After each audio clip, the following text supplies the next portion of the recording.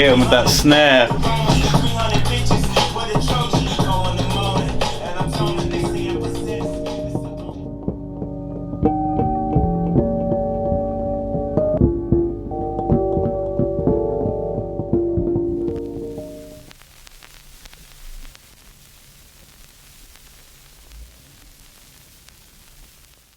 I guess I kind of stumbled on this idea of order, chaos, balance. Jordan Peterson, he talks about it a lot in his in his lectures and in his books as well. And it's this idea that to lead a fulfilling life, you want to find the center of order and chaos and find the balance between the two. I guess or what does that mean? Well, order is stability, and it's consistency, and doing the same thing kind of every day and everything that you know. Chaos is everything that you don't know, and it's the anxiety that you have on a daily basis and the other emotions that are kind of associated with that, depression and anger and hatred and all of that. But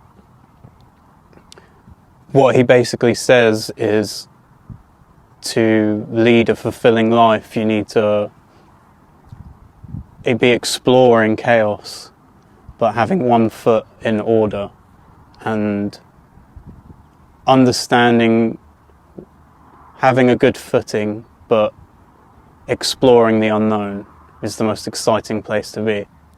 The thing is with order, which is the main idea behind this EP, is order, whilst it sounds good on the surface, you have everything in your life and strict and rigid, and you know what's going to happen every day, what's happening tomorrow, what will happen in a few weeks, months, years.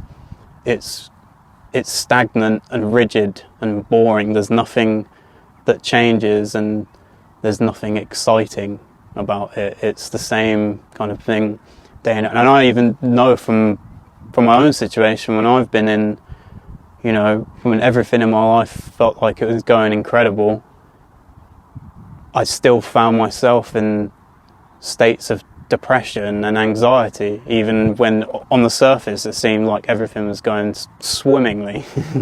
Order, as an EP, is kind of my musical interpretation of what we imagine our lives to be like, living in complete order. We think it's going to be this incredible experience, nothing can go wrong, and the world is a blissful place to live in.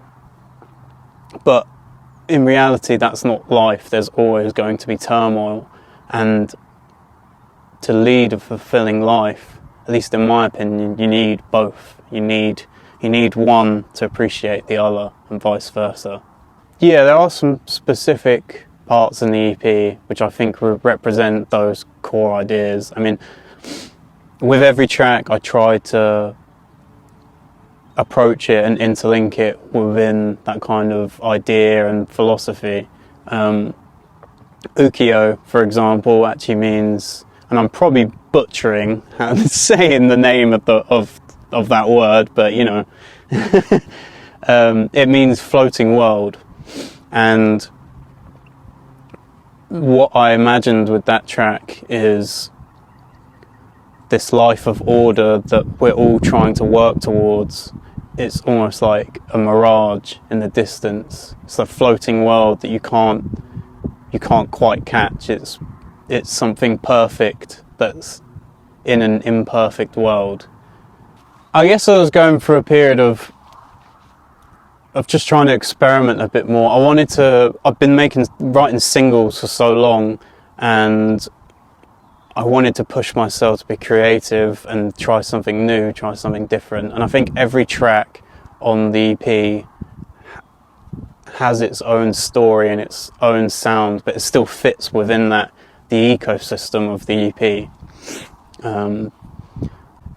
When you're creative, or you're being creative, you get a sense of flow and rhythm, and you get stuck in that groove. But it's such a fulfilling place to be, and I think for this EP, I spent a lot of my time in that groove.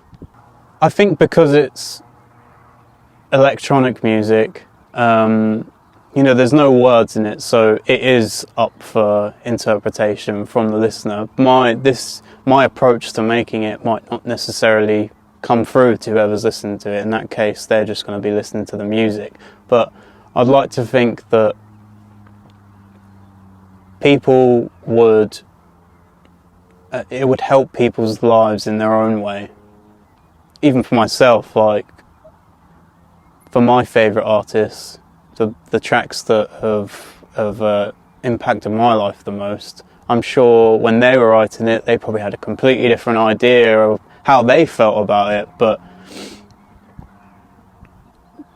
it's always, I think it's always unique to the listener. I think at the moment why it resonated with me so well is just because I'm always working on music, and I guess when I first heard it, it was really applicable to my music making. Like, there's a lot of anxiety and stress about creating art.